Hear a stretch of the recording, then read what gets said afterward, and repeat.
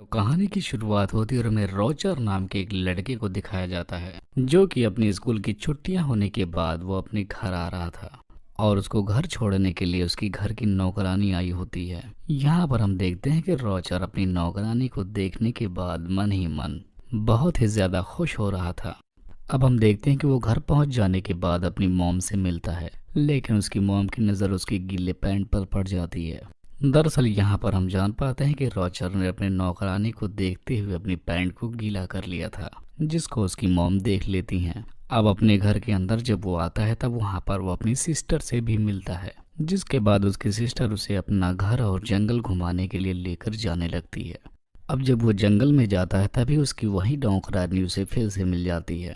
जब वहां पर उसकी नौकरानी को इमरजेंसी लग जाती है तब वो वहां से भागने लगता है, लेकिन तभी भागते हुए उसका पैर फिसल जाता है और वो नीचे गिरता है। तभी उसे पता चलता है कि जंगल से किसी और की भी आवाज आ रही है। और जब वो उस आवाज की तरफ और पास जाकर देखता है तब पता चलता है उसे कि उसके घर की नौकरानी किसी और आदमी के साथ वहां पर रोमांस कर रही है। और ऐसा देखकर रॉजर फौरन अपने घर पर आ जाता है। अब जब वो अपने घर के कमरे में होता है तभी उसे फिर से आवाज सुनाई देने लगती है। अब जब वो अपने दरवाजे से बाहर देखता है तभी उसकी नौकरानी उसे दिखाई देती है, जो कि अपने रूम से आधी ही बाहर निकली होती है और वहां भी कोई उसके साथ इंटीमेट हो रहा होता है। अब जब ये अपनी बहन के साथ सोने लगता है तब उसकी बहन उसे बताती है कि हमारे घर में जो आंटी रहती है वो अभी तक वर्जिन है। अब अगली सुबह उसकी सिस्टर फिर से उसे जंगल घुमाने के लिए लेकर जाने लगती है। तब उसकी नज़र वहां पर पड़ती है कि जहां पर उसके घर की नौकरानियां नहाने के लिए आया करती हैं। और तभी वहां पर एक एक करके उसके घर के नौकर भी आने लगते हैं। और इन तीनों नौकरों को देखने के बाद यहाँ की नौकरानियां अजीब अजीब इशारे भी करने लगती हैं। अब इसके बाद हम देखते हैं कि रोजर नौकरानियों को और भी करीब से देखने की कोशिश करता है, लेकिन वहीं का एक नौकर उसे ऐसा करते हुए देख लेता है और उसको वहां से फौरन जाने के लिए कहने लगता है। तभी उसे वहां पर उसकी सिस्टर मिल जाती है, जो कि उससे पूछती है कि अब तक तुम कहाँ गायब हो गए थे। अब इसके बाद उसकी सिस्टर उसे पास ही की चर्च में लेकर जाती है और उसको वहां से चर्च की छत पर लेकर जाती है। और वहां पहुंचने के बाद वो दोनों देखते हैं कि वहां पर रॉचर की आंटी आई हैं, जो कि चर्च के फादर से कहती हैं कि जब से हमारे घर में रॉचर आया है तभी से मैं उसे पसंद करने लगी हूँ और मेरा बस दिल कहता है कि मैं उसके साथ अपनी हर रात गुजारूं। अब जब रॉचर को ये बात पता चलती है तब वो बहुत ही हैरान हो जाता है। अब वो उसकी आंटी को बहुत ही करीब से देखने की कोशिश करता है ताकि वो उसे अच्छे से देख सके। तभी वहीं पर वो चर्च के फादर के पास गिरकर उल्टा लटक जाता है। तब वहां पर चर्च के फादर उसे पकड़ लेते हैं और उसकी शिकायत उसकी मदर से करते हैं।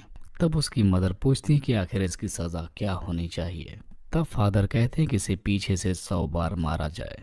और ये सब कुछ उसकी नौकरानी और सिस्टर देख रही होती है। अब इतना सब कुछ होने के बाद हम देखते हैं कि रॉजर अपनी सिस्टर के साथ फिर से सोने के लिए आ जाता है, लेकिन तभी वो बाहर देखता है कि उसकी एक नौकरानी फिर से किसी के साथ इंटीमेट हो रही होती है। और अब जब वो उस शख्स को देखने की कोशिश करता है तो वो आदमी दिखाई नहीं देता। अब जब वो नौकरानी रॉजर के पास आती है तब वो उससे पूछता है कि आखिर बाहर कौन है जो कि सरेआम ऐसे काम करता है। तब वो नौकरानी रॉजर से कहती है कि ये हम सब लोगों का सीक्रेट है। और बस वो इतना ही कहकर वहां से चली जाती है। अब थोड़ी देर बाद रोजर को वहां पर एक बुक मिलती है जो कि हवस भरी कहानियों से भरी होती है। तब रोजर उस कहानी को छिपकर पढ़ रहा होता है तभी वहां पर उसकी एक नौकरानी भी आ जाती है, जो कि मुर्गियों को दाना डालने के लिए आई होती है। लेकिन उसी वक्त वहां पर एक नौकर आकर उसे अंदर से लॉक कर देता है और उस नौकरानी के पीछे से जाकर उसके साथ इंटीमेट होने लगता है। अब अगले दिन हम देखते हैं कि रोजर एक नौकरानी को अपने कमरे में बुलवाता है और उसे वहां पर टच करने की कोशिश करता है, लेकिन तभी वहां पर दूसरी नौकरानी भी आने लगती है, जिसे देखने के बाद रॉजर वहां से भाग निकलता है। अब यहाँ पर भी रॉजर को कुछ नहीं मिलता, जिसके बाद वो घर जाता है। तभी उसे रास्ते में एक नौकरानी मिलती है जिस पर पीछे से वो हमला कर देता है। अब वो नौकरानी पहले तो उसे मना करती है, लेकिन फिर बाद में वो भी मान जाती है। अब अगले दिन घर के सारे मर्द किसी काम से बाहर चले जाते हैं, तब इसका फायदा रॉजर उठाता है। तब वो कमरे में जाकर एक नौकरानी के साथ इंटीमेट होता है। अब रात हो जाने के बाद रोजर अपनी आंटी का इंतजार कर रहा होता है। अब काफी रात गुजरने के बाद उसकी आंटी आ भी जाती हैं और यहाँ पर ये दोनों बहुत सारी बातें करने लगते हैं। फिर वो उससे कहता है कि तुम अभी तक वर्जिन हो और इसमें मैं तुम्हारी मदद कर सकता हूँ, लेकिन यहाँ पर पहले तो उसकी आंटी रॉजर को मना करती हैं, लेकिन उसके फोर्स करने के बाद वो मान जाती हैं। जिसके बाद आज रात ये दोनों यहीं पर इंटीमेट होने लगते हैं। अब कुछ देर बाद वहाँ पर हेलेन नाम की नौकरानी आती है। तभी रॉजर उसे पकड़ लेता है और यहाँ पर उसके साथ भी इंटीमेट हो जाता है। अब अगले दिन हम देखते हैं कि रॉजर अपनी हवस मिटाने के लिए अस्तबल में जाता है, जहाँ पर रॉजर एलिसा को सेड्यूस करने लगता है और यहाँ पर वो इसके साथ भी फिजिकल रिलेशन बना लेता है। अब यहाँ पर हमें पता चलता है कि रॉजर ने अपने घर की किसी भी लेडी को नहीं छोड़ा है। अब इसके बाद काफ़ी वक्त गुजरने के बाद हम देखते हैं कि रॉजर इस हद तक गुजर जाता है कि वो अपने कमरे में एक साथ बहुत सारी लड़कियों को बुलवाकर उनके साथ इंटीमेट हुआ करता है। अब कुछ टाइम बाद हम देखते हैं कि एलिसा रॉजर से कहती है कि अब वो प्रेग्नेंट है और ऐसा सुनकर रॉजर की फट जाती है।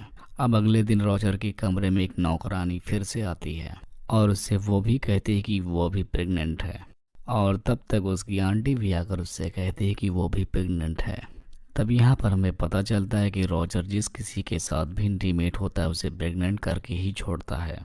अब इसके बाद यहाँ पर रॉजर की स्कूल की छुट्टियाँ ख़त्म हो जाती हैं और अब वो अपने स्कूल वापस जाने के लिए रेडी हो रहा होता है।